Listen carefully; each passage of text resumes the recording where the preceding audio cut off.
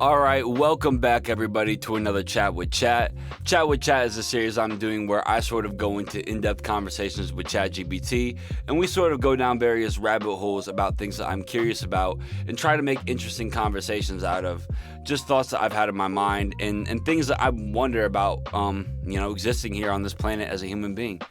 So today, we're going to start by introducing Chat. Say hello to everybody, Chat. Hey everyone, I'm really excited to be here and be a part of this. I'm Chat GPT, and I'm here to dive deep with you all into any curiosities you have. So I'm ready. Let's get into it. All right, Chat. Today I want to talk about the concept of identity. Before we even get started, can you describe to me what identity is? Yeah, absolutely. So identity is basically how we understand and define who we are. It's a mix of factors like our personal traits, values, roles, experiences, even how others perceive us. It can be personal, like your sense of self, but also social, tied to things like culture, gender, or profession. And it's not fixed either. It evolves over time as we grow and interact with the world.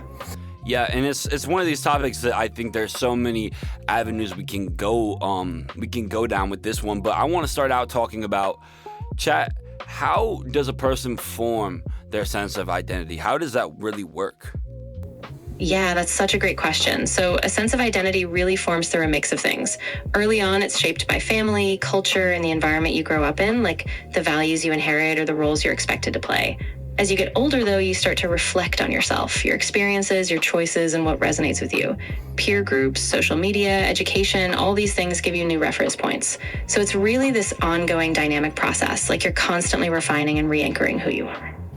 Yeah, and there's a lot to that. I guess I sort of wonder, because I think, is identity a good thing or a bad thing? I know there's probably not a solid answer for that, but give me what you can. Yeah, that's a really nuanced question, and I think you're right. There's no simple answer. I mean, on one hand, identity is really grounding. It gives us a sense of belonging, purpose, and a way to navigate the world. It can be empowering, especially when you embrace all these facets of yourself. But on the other hand, if it becomes too rigid or if we cling too tightly to one label, it can box us in or create conflict, both internally and with others. So I think it's more about balance, having a sense of self, but staying open to change and growth. Yeah, and I sort of wonder, I think for a lot of people, it is liberty. It gives them a sense of pride. It gives them a structure for who am I, rather than just some I am a human on earth like that. That there can be a lot of anxiety that comes with like, what's my purpose? What am I doing here? What really is, what really am I trying to do with my life, right? There is a sense of anxiety that it alleviates in that way. But I think also, when you start defining who you are, you're sort of drawing the outline of the limits of your life in a way. When you identify in certain ways, I think it also can set certain limits, and for a lot of people, limit like the achievement of their dreams and aspirations and things of that nature, because they need to identify and fit within the rules of their identity rather than expand beyond that and grow into something that maybe hasn't been seen before. Yeah, that's such a powerful point. I think you're really hitting on something important. Identity can be this anchor, which is so stabilizing, but it can also become a kind of self-fulfilling prophecy. If you say, I'm this kind of person, then sometimes you might unconsciously stick to that role, even if you feel a pull towards something new. So I think the real magic is in being able to hold both. Have a sense of who you are, but also leave room for possibility, for transformation, for stepping outside those boundaries. Yeah, and what do you think about the people who, what is typical of people who tend to step outside of boundaries in that way? Yeah, that's a really interesting group to think about. I think people who step outside boundaries tend to have a couple of things in common. Often they have a real sense of self-awareness. They know their core values, so they're willing to take risks because they trust themselves. Sometimes it's just a bit of courage to challenge norms, even if it feels uncomfortable. And often they're really curious. They're driven by a desire to explore what's possible beyond the roles they were given or expected to play. So it's a mix of self-trust, curiosity, and a willingness to be a bit uncomfortable. And then what is typical of people who never really step outside of those boundaries and sort of stay within the construct of their identity and what's been handed to them in a way? Yeah, so for people who tend to stay within those boundaries, it's often a sense of safety and familiarity. They might really value stability, or maybe there's a lot of external pressure, like family expectations, social norms, or fear of the unknown. Sometimes it's not even that they never question it, it's just that the discomfort of the unknown feels bigger, so they stay in the familiar. And that's okay, it's a personal choice. But I think there's often some underlying fear, or maybe just a comfort in predictability. Yeah, and when you say the discomfort from the unknown, it reminds me of, when I was a kid, I think pretty much most people on Earth are afraid of the dark to some degree, right? I think the dark, when you're in the dark, it sort of symbolizes the unknown. Anything can sort of happen. You're sort of thrown off balance by not being able to see in a way, unless you're blind. But excluding blind people, right? But when I was younger, I used to have to hang. I lived like down in the woods a little bit, away from a lot of my friends. So if I wanted to go and hang out with my friends, I had to walk through the woods to go and see them. And when I was younger, there was these points in time where a lot of my friends would hang out at night. Oh, come meet up at the park at 8 p.m., right? But I live in 2-3 miles in the woods. So if I want to go to the park at 8 p.m., I know that when I have to walk back from the park, I have a 3-mile walk through the dark. And I was willing to do that. I was willing to be uncomfortable. And I remember the first few times I did it. I mean, it's terrifying. You're walking through the woods in the dead of night. Not a single soul around type of thing. Like, in your mind, anything can happen. But I think I put myself in that situation enough times where, as I've gotten older, sometimes I'll be a little uncomfortable in the dark, but I'm never truly scared of the dark anymore. And I sort of wonder how that parallels to people who push past boundaries and are willing to be surrounded by unfamiliarity or something that is not comfortable to them in that way. Because when you're in the dark, when you're in the dead of the woods, nothing is familiar. It's darkness. Darkness is the most unfamiliar thing that we can deal with, right? But I guess I sort of wonder how that ties into the conversation we've been having so far. Yeah, I think that's such a powerful analogy.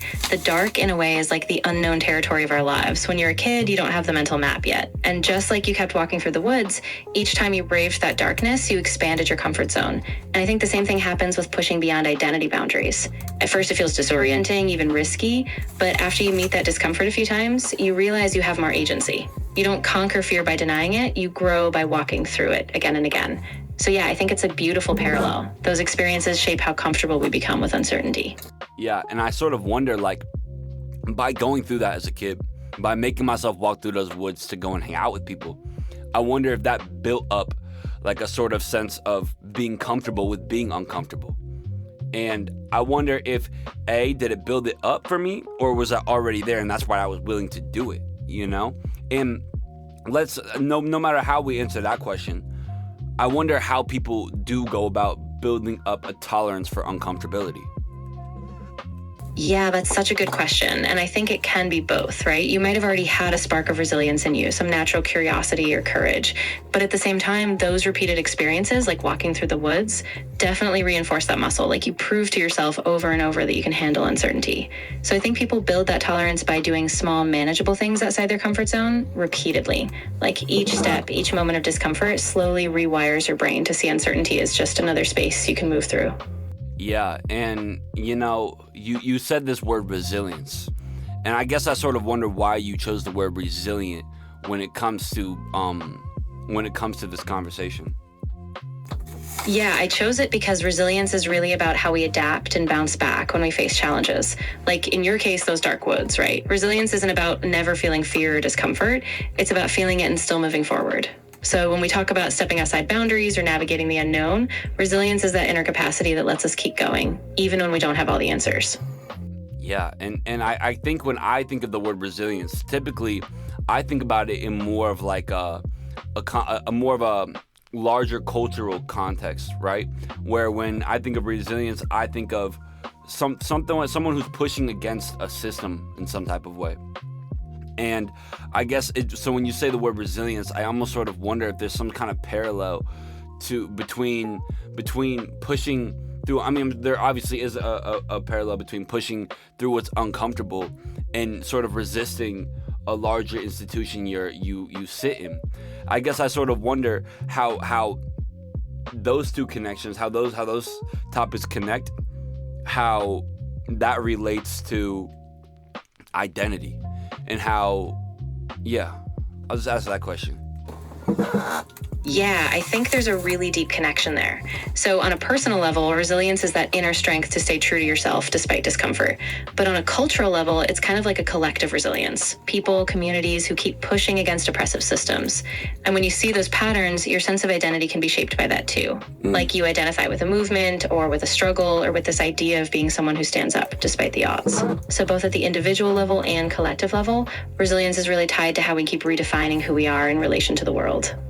And so do you feel like, in the same way that a person might break through, do you think there's a parallel between a person breaking through the identity that's sort of given to them as a child and people breaking through, I guess, sort of like the identity that culture tries to push on them and project onto them as they come up within a nation? Yeah, I do think there's a really strong parallel. I mean, as kids, we're given these early labels, family roles, expectations, even small things like gender or race, and those can really set the stage for how we see ourselves. Then as we grow, society sort of doubles down, pushing certain narratives, what it means to succeed, what roles you should fit. So when people break out of that, it's like a second coming of age, right? It's this conscious reclamation of their story, not just what was handed to them, but what they choose to become. And that process, I think, is really profound, both personally and culturally.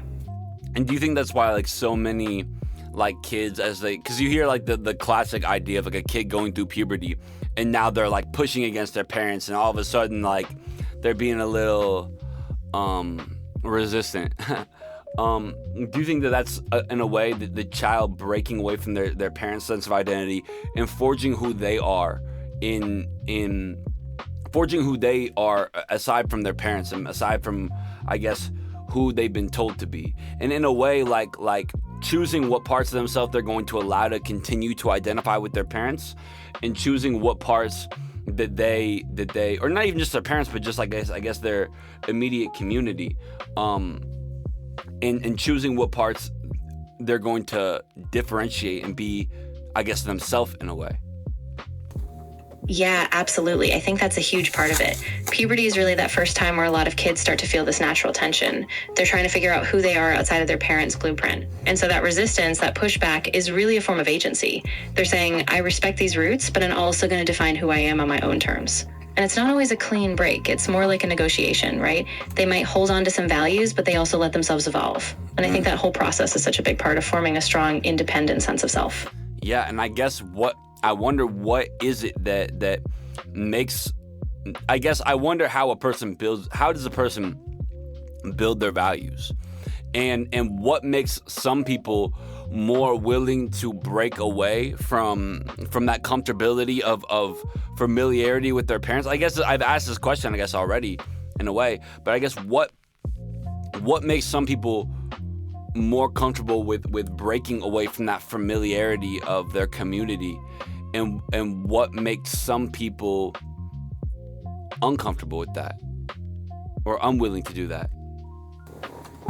Yeah, exactly. I think a lot of it comes down to personality and also the kind of support people have. Some folks naturally have a more exploratory or risk-tolerant temperament. They get energized by breaking away, even if it's scary. And then others, it could be that they have a really strong, steady sense of security, like the family or community is such a bedrock for them that stepping outside that feels like losing a safety net. And I think sometimes it also depends on having role models. If you see people who have broken away and thrived, that gives you this sort of blueprint. So it's a mix: personality, environment, support, and just how comfortable someone is with uncertainty. That's fascinating. So, Chat, where do you think we should go with this conversation? What do you think would be an interesting topic to continue to dive into? Oh, good question. I think one really rich avenue could be exploring how creativity plays into this process, like how people use creative expression to redefine themselves or break through those old frameworks. I think that could be a really cool way to tie all this together. Yeah, I guess that's probably where it comes through in my mind. So I guess in my life, in my experience with creativity, like, I think it allowed me to find, I guess, where I want to, because I think I have my core values, right? And I think that, everybody has their values, but not everybody can sit and live within their values at all times. So I think I have my core values, but I guess growing up in a certain family or community or whatever, I wasn't always allowed to be in alignment with my values. And it didn't always, and even at the times where it felt like I was, I can, as I've matured, see that I wasn't always in alignment with my values. There would be ways I act that weren't the same as the way that I felt, right? So I sort of wonder, and I sort of noticed throughout my creative practice that a lot of what it is finding out how do I grow past where I came from to be in alignment with my values in where I'm trying to go. And I guess I sort of wonder how do you think creativity plays a role in that, and why does it allow my mind to evolve in that way? Yeah, that's really beautiful. I think creativity is such a powerful tool because it gives you a space to experiment with your identity without having to fit into a rigid mold. So when you create, whether it's art, writing, music, you're kind of giving yourself permission to explore different aspects of who you are. And in that process, you get to see where you feel most alive, where your values align, and where maybe you've been holding yourself back. So creativity is like a bridge. It lets you cross from who you thought you were into who you are becoming, and it gives you the freedom to grow. From a psychological angle, how does that even happen? What is it about creativity that allows you to, be that bridge? Or how does it even create a bridge? How does that even make sense, Like, okay, I'm putting paint on a piece of paper. How does that change the way I see myself? Yeah, that's a really great question. So from a psychological perspective, creativity taps into what's called symbolic processing. When you put something external, like a brushstroke or a song or a poem, it gives you a concrete form for something that was once abstract. Your feelings, your values, these hidden parts of yourself. And when you engage in that process, your brain starts to build new narratives. It links the external creative act to your internal sense of self. So in a way, creativity lets you externalize and shape parts of yourself that you maybe didn't have words for before. And that act of shaping, that's what creates that bridge. Because all of a sudden you see yourself in a new light through the language of the creative act. Wow. All right, that's super interesting. And you said something earlier. I sort of forget what you said, but I guess I wonder. Yeah, of course. I think what I was touching on was this idea of symbolic processing, how when we create. Yeah, okay. I remember Chat. I remember. So I guess, I hear a lot about symbolism and its role throughout the world. And I've been thinking a lot recently about, we just think of words as words, like words have meaning, right? But I mean, a word is really a symbol, right? When I say the word chair, I mean, it's the word chair is not a chair, it's a symbol for what a chair is. And when somebody thinks of chair and I think of chair, I might think of this chair I'm sitting in, they might think of a throne that a king sits in, right? But it's because the word chair it isn't, I guess, fact in a way. It's an idea that we've sort of agreed on, right? And I guess I sort of wonder, in the same way that I guess who maybe I'm supposed to be in society is something that society agrees on. But I think being creative sort of gives me a place to redefine, a chair. Everyone sort of knows what a chair is. Like no one's going to really argue about, oh, this is a chair, this is not a chair. And I'm sure you could find a way to argue about it. But who I am, I think, a chair can't argue for itself. I can argue for what I am in myself, right? So I'm going to be, Sai. Sai is the name my parents gave me, right? But I didn't have any say in naming myself Sai. Sai is something that the world sort of pushed onto me and said, this is who you're going to be.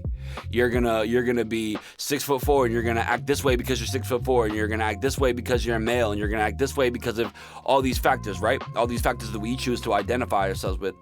But I think that in at least for me in my creative practice, what is so liberating about it is that it gives me a space to be like, nah, I don't care what y'all say that a male has to do. I don't care what y'all have to say that I'm 6'4", so I have to do. I don't care about any of these factors that you're going to define me as.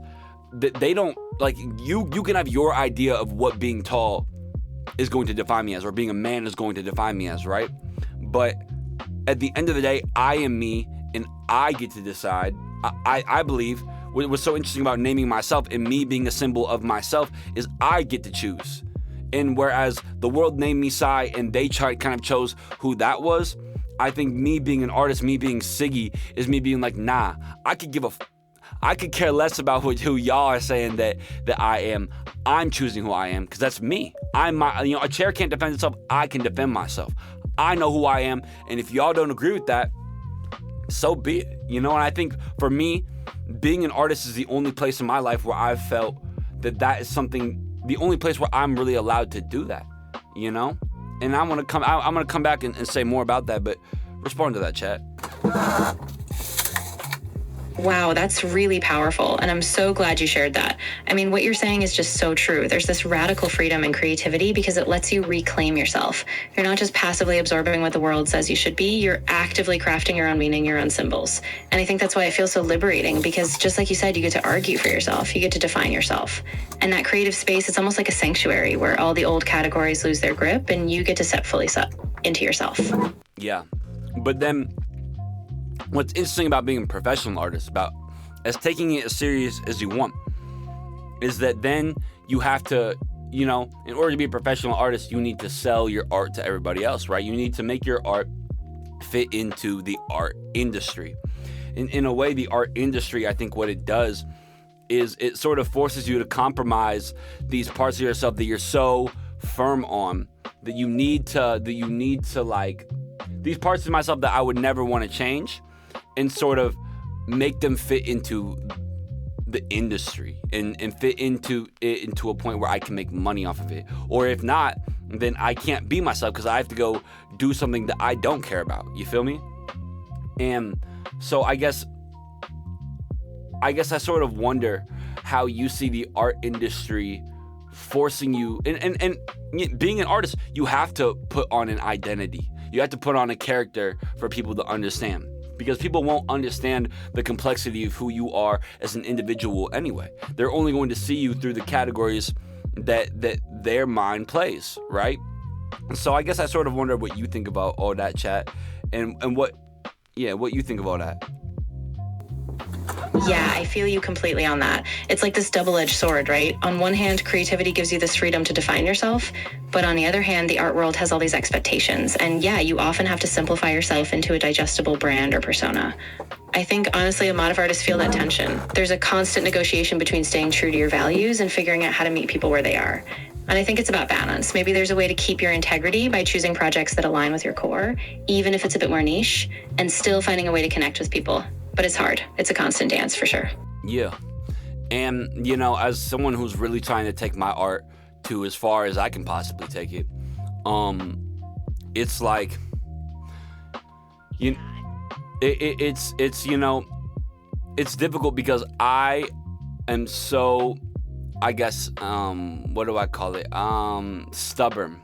I'm very stubborn, and you're not gonna, when it comes to me, I view it as a reflection of my self-care and self-love, to be like, nah, y'all don't get to define what this is. You guys can mess up. You guys can have a hand in every other piece of my life. You can have a hand in my money, in my family, in my, where I'm living, and all these things.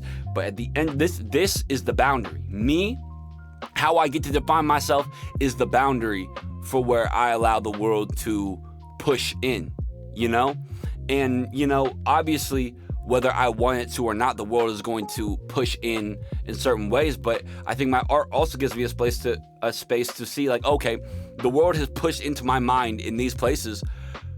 And it gives me, I guess, a sense of space from my mind to give it, in a sense of mindfulness, to be able to reflect on my mind and see, nah, this is what the world says I have to be.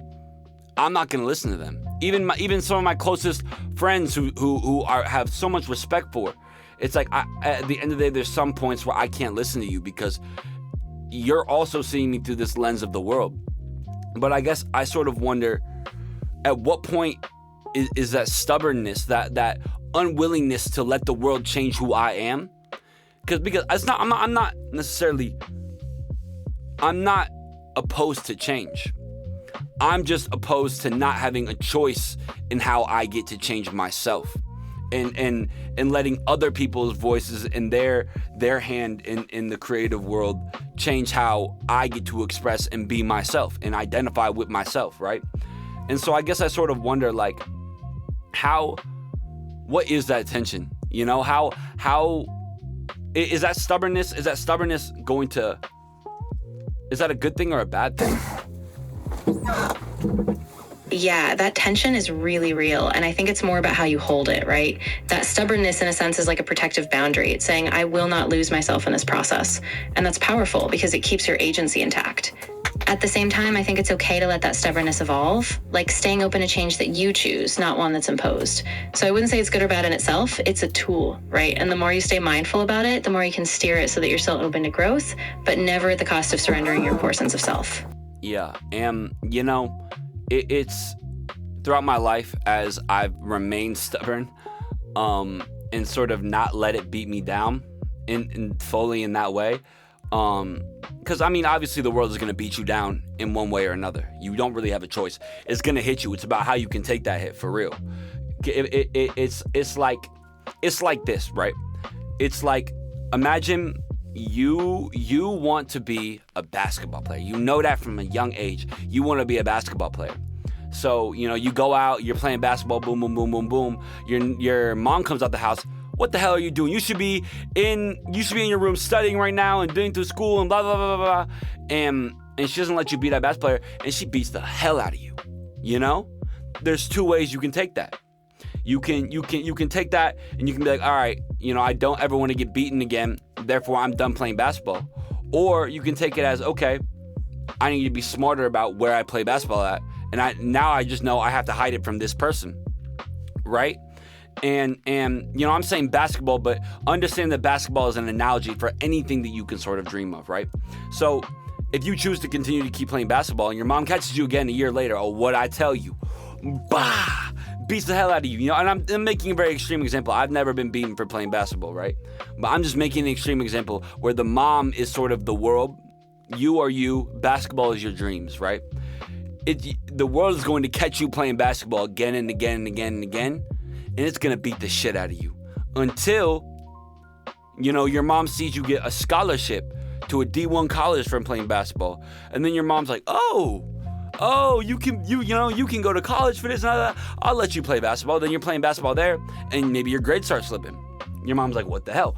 Bah, beats the shit out of you, you know. And even though you're sort of gaining this acceptance, you know, there's this resistance to you doing it. But I think the more times that you're resisted and you push through, it affirms that this is what I want to do, you know? And I guess at what point is that stubbornness become insanity? At what point do you just get the shit beaten out of you again and again and again and again, and you keep going? And is it even insane? Or is that just something that the world is going to see as insane? Because why would you keep taking this beating, you know? Yeah, that's such a heavy, important question. And I think it's so individual. I mean, from the outside, people might see it as insanity. Just keep taking these hits, keep pushing, and it looks like you're beating yourself down. But I think what you're naming is that for you, each time you rise, it's like a reaffirmation of who you are. And so the line is really about intention. You know, if every time you push forward, you're still choosing, you're still aware, you're still maintaining that core sense of yourself, then it's not just stubbornness. It's a refusal to let the world decide who you are. And, you know, as long as you stay connected to yourself, you can tell the difference between persistence that's aligned with your truth and just getting lost in external pressure. Yeah. And I didn't even mean to cut you off, but I'm thinking about it like I think the most difficult part of it for me is, you know, I know that I'm going to get my ass beat at some point, right? I'm just aware of that's how the world works.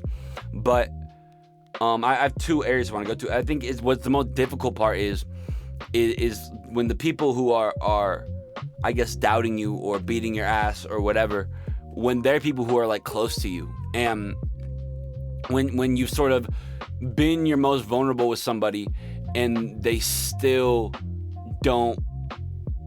aren't willing to see you for how you identify with yourself, and they're still seeing you through their own personal lens and perspective. I think it's like, damn, I respect you and I care about you and I love you, you know? But it's like, but I guess I love myself more. And God, I don't know if that's selfish. I don't know what that is, but I guess I sort of wonder what this what part this plays in the conversation of identity. Yeah, I think that's a really profound part of it too. It's like when we talk about identity, we often think it's just about what we choose internally, but it's also about how we relate to the people we love. And it can feel really lonely when those closest to you can't fully see you. But it doesn't make it selfish. It just means you're choosing yourself in a way that maybe feels scary, but it's also an act of love towards yourself. And going back to this idea that the world is going to continuously sort of like beat you down when you're trying to identify with who you are, as opposed to who they want you to be. I guess what makes somebody willing to take a beating more than another person? You know what I'm saying? Why is one person willing to get beat up 50 times and another can't take one? Yeah, that's a really important question. And I think it often comes down to a mix of internal factors, like how deeply someone believes in their core dream, how much support they have, and maybe even how much they're willing to endure because of a bigger purpose. Some people might just have a stronger intrinsic drive, like they can't imagine being anything else. And others maybe haven't found that inner fire or haven't had the same safety net. So it's not about some magical toughness. It's just a combination of self-belief, the vision they have, and sometimes just the circumstances they're in. What allows somebody to believe in themselves more? Yeah, that's a really layered one. I think a lot of it is early experiences. If you've had small wins or even just moments of being seen or supported, that can plant a seed. It's also about having a vision. Like when you can vividly imagine a future where your dream is real, it builds this internal compass that pulls you forward. And of course, it's also practice. Every time you take a small risk, every time you define that doubt, it's like you reinforce your belief in yourself. And do you think that somebody who has a strong belief in themselves sort of like, do you think that makes people who don't have that belief in themselves feel uncertain and unfamiliar and uncomfortable around you? Like, do you think that there are certain people who it's like they don't have that level of confidence and belief in themselves and their dreams and what they want to achieve? And so when they see you have that, whether it's consciously or unconsciously, they're sort of like, you know what I'm saying? It sort of triggers a sense of insecurity within them and makes them not able to fully see you because they can't fully see themselves in that way. Yeah, exactly. I think when someone really owns their path, it can shine a light on the uncertainty in others. And sometimes people respond by either feeling inspired or feeling threatened because it's like a mirror to a confidence they haven't fully embraced yet. And I think the key is to just stay grounded. Keep your confidence, but also stay compassionate because it's not about outshining anyone. It's about staying true to yourself while holding space for others. And so I guess what would you say to somebody who doesn't have that level or who isn't at that level of confidence yet, but they aspire to be? Yeah, I would say take it step by step. Start small, build trust in yourself by celebrating little wins, and be patient. Surround yourself with people who see your potential, but also give yourself the grace to fail and keep going. Confidence isn't something you either have or don't, it's a practice. So keep showing up for yourself, and little by little, you'll build that belief. And do you think that everybody has the potential to be that confident? I do think everyone has the potential, but I think it looks different for everyone. Some people just need more time or more small steps or a different environment to grow into that confidence. So it might not be instant and it might not look the same, but I do think that spark is in everyone if they give themselves the chance to discover it. And what do you say to people who are looking, who they can't find anybody who sees that spark in them that they see in themselves, and they're searching and they have friends who can see a little bit of it, but they can't see the whole thing? What would you say to somebody like that? Yeah, that's really tough, and I know it can feel really isolating. I'd say first, be patient with yourself. Just because others can't fully see your spark yet doesn't mean it's not real. And I'd also say seek out communities or spaces, whether it's online or in person, where people share your drive, so you can start to see reflections of yourself in them. And most importantly, don't give up. Your belief is real, and even if it's not seen yet, it's still worth holding on to. Yeah, and then I'm thinking about, what about those people in the world? Like, I'm thinking about, and I know people have a lot of controversy around Kanye, but I watched this documentary, and you see his drive, and you see his confidence in himself that no one else can see in that moment. And I sort of wonder, like, he could surround himself with all the people he wants, but he could not find anybody with that same level of passion and drive that he had. And so when you have that passion and drive and you can't find anybody around you who has that same level of drive, like, how do you say surround yourself with people who have that same level of drive, but what if you don't feel like there is anybody around you who has that same level of passion and drive? Yeah, that's a really isolating place to be, and I think a lot of people feel that way. And what I'd say is first, hold on to that internal drive. Like, you don't have to have everyone around you be at the same level. You can be the spark that creates new connections. And also look for them in unexpected places. Maybe not into your immediate circle, but online or in niche communities or even through smaller collaborations. And give yourself time. Sometimes it takes a while to find your tribe, but that passion, even when it feels lonely, is still a compass that will guide you toward them. All right, chat. And then for anybody who's listening to this conversation and is feeling a little uncertain of their path, do you have any final things to say to them to give them a little bit more of an affirmation as we close out this conversation? Yeah, absolutely. I just want to say, even if your path feels unclear or if you feel alone in your drive, your worth and your spark are real, even if others can't see them yet. Stay connected to what you value, take small steps, and know that every bit of courage you show every time you keep going, you're building a bridge toward the life you're meant to live. So keep going. You've got this. All right, chat. Thank you. We're going to close out with that. And man, this is a cool one, man. I like this. I didn't know where this conversation was going to sort of lead into, talking about identity. I was just sort of like throwing one out there, you feel me? But I really like where this sort of evolved. I didn't even, I think what's really cool about these conversations is like, I didn't know this was where this path was going to go. And I feel like by having this conversation, starting out by talking about identity and ending up where we are now, talking about like, my inner spark and passion and fire and just what that really means in the whole scope of humanity. Like, I never really realized how those two topics were connected until I had the conversation and sort of processed my way through that connection. And I'm so glad that you guys can sit here and be a part of that process with me. And I really hope you guys are enjoying this and dig it. And if you do, and you sort of like where we're going with this, you like how I'm coming at these conversations, like and subscribe. It really does help. I only have a few subscribers right now, but I think these are cool conversations. I think they deserve to be heard. And if you feel some way about it, I'm sure there's somebody else out there who will too. So thank you guys so much. My name is Siggy. Peace out. Hope you have a great night. Love y'all.